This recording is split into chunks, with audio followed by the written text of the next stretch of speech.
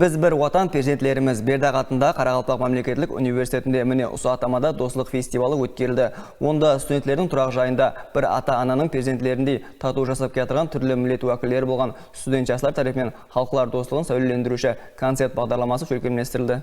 Бүгінгі күнде Бердақ атындағы Қарақалпақ мемлекеттік университетінде 7 тіл үйретіледі, һәм 17 факультетте әрқилы миллет уәкілдері тәлім алады. Жастар арасында достық қатынастарды бекемлеу, әрқилы миллеттің үрп-әдет дәстүрлері, мәдениеті менен жақыннан танысу үшін міне осындай фестивальдардың көркемдестірілуі дәстүрге айланған.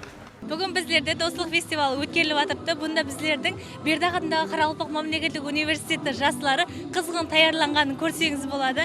Бұндай іләжілер, достық фестиваллары әр бір студентлер тұрақ жайында өткеріліп атыпты.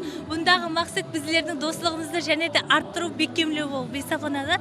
Мен өзім Мойнақ районынан келіп, осы университетіміздің архитектура факультеті 2-ші курсында білім алып атырмын.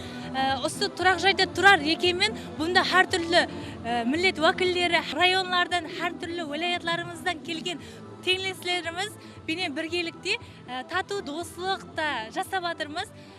Бұндай шараятларды жаратып беріп атырған жұртбасшымызға рахметімді айтамын. Іләжді атап өтілгенінде елімізде жасап атырған әрқилы миллет уәкілдерінің құқылары бас нызамымыз арқылы кепілленген болып, олар өз ана тілін, миллет дәстүрлері менен үрп-әдетлерін сақлап, бір шаңырақ ағзаларындай жасап келатыр.